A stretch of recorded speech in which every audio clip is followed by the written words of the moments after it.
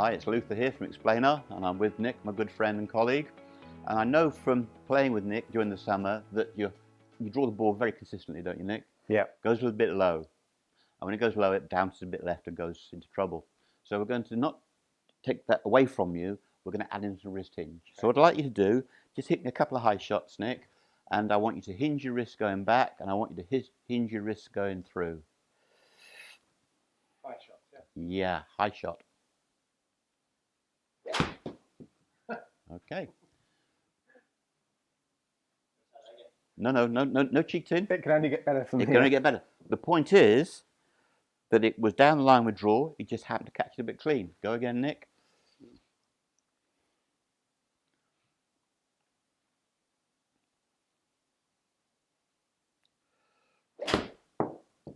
Good. So that's two fairly typical shots that Nick hits. He hits a nice draw, tends to go a bit low. All right, we're going to get the explainer, Nick, and we're going to put some WD-40 into your wrists. Okay, Nick, I'll set you up an explainer, and the feeling you're going to get is as you turn the shoulder, you're going to cock your wrists, but the new thing for you is to fire your wrists on the way through, and that'll give you a high shot. So off you go. Hinge, rehinge. Very good. And again. Hinge, rehinge. Very good. One more.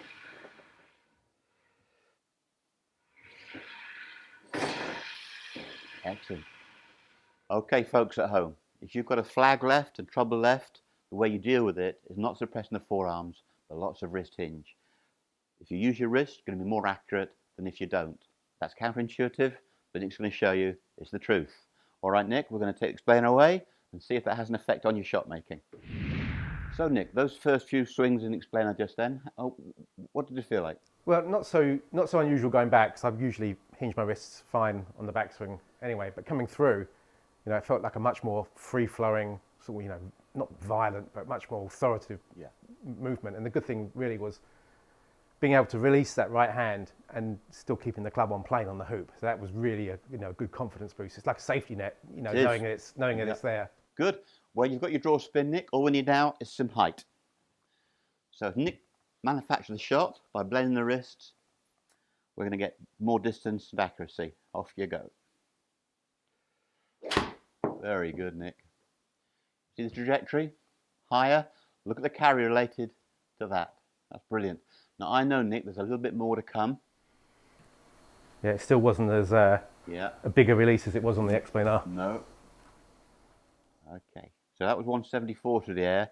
Come on now, I think we can break the 180 barrier.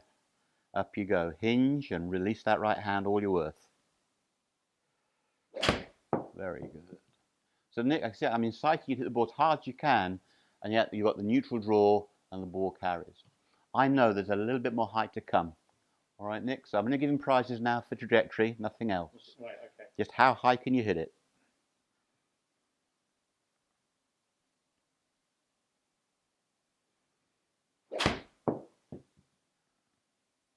You caught it a little bit thin, lost a little bit of distance as such, and it didn't come back with the draw.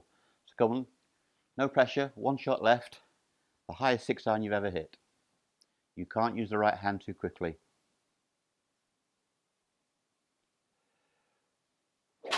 Very good, very good. Okay, now probably what's happened there, Nick, is the explainer effect has worn off for 5-6 shots. We need to put you back in there. But come on, I think you can do it.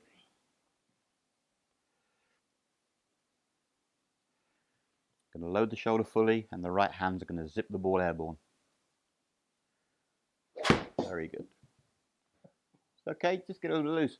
Now, that's about par for the course. That doesn't always come instantly, but you see the shot that Nick has hit. He's hit the ball at 1 o'clock with neutral draw, hasn't quite got to the bottom of the ball, but you can see the creativity didn't damage the accuracy. Nothing has gone severely left of target because his swing is in plane and he's mixing his shoulder turn to his wrists. If the shoulders weren't turning, Nick, then you could be all over the place. But you do turn your shoulders now, and we'll just work on the height. I can't finish on that, Luther. I'm going to have one last go at getting the height you need.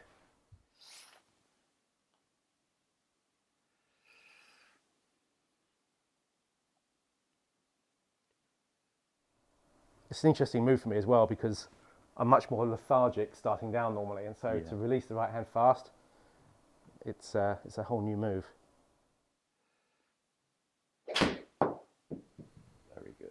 not quite the highest ever, but Club head speed though. Right, up to the 180 barrier. yeah. Great stuff. All right, so that was a quick taste. And Nick, I'm sure as you work on that, you're going to get that wrist hinge on the front side. And just to re-emphasise the point, although he's been totally creative with his right hand, the ball was not buckling left.